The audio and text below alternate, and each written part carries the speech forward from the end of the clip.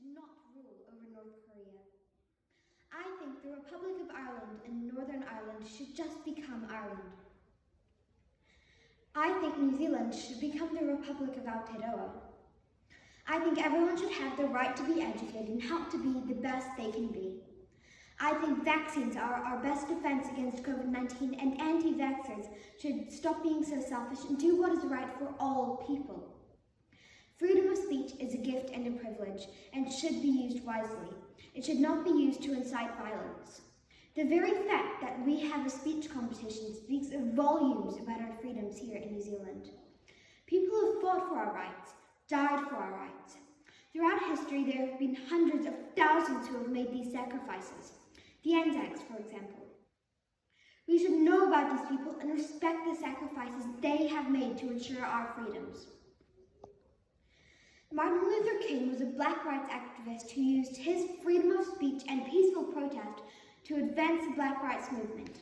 In a famous speech, he said, "I had a dream that one day one's race would not matter and we would all be treated as equals." He was assassinated in 1968 by people who were opposed to his message of fairness and civil rights.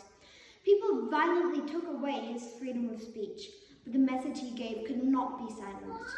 He died so people could have freedom of speech and equality. Nelson Mandela fought against the apartheid regime in South Africa. In 1962, he was imprisoned for peaceful protest and for exercising freedom of speech. He spent 27 years in prison, but even in prison he kept fighting against injustice. Upon release, he became South Africa's first democratically elected president and its first black president. He wanted a better life for all South Africans, regardless of their color or of what had happened in the past. He famously said, "As I walked out the door toward the gate that would lead to my freedom, I knew if I didn't leave my bitterness and hatred behind, I'd still be in prison." Malala Yousafzai was only 15 when she was shot in the head by the Taliban in Pakistan. Her crime? Pursuing an education and speaking out about rights for Pakistani girls. Instead of silencing Malala, the attempt on her life gave her an international platform which she used to become a campaigner for education and women's rights. At the age of 17, she became the youngest recipient of a Nobel Peace Prize. Malala said, "When the whole world is silent, even one voice becomes powerful." As a female, I would probably not be standing here if brave women in the 20th century had not campaigned for my rights. The suffragette movement campaigned for women's equality, especially the right to vote. Here in New Zealand, we can be very proud of the fact that women could vote as early as 1893.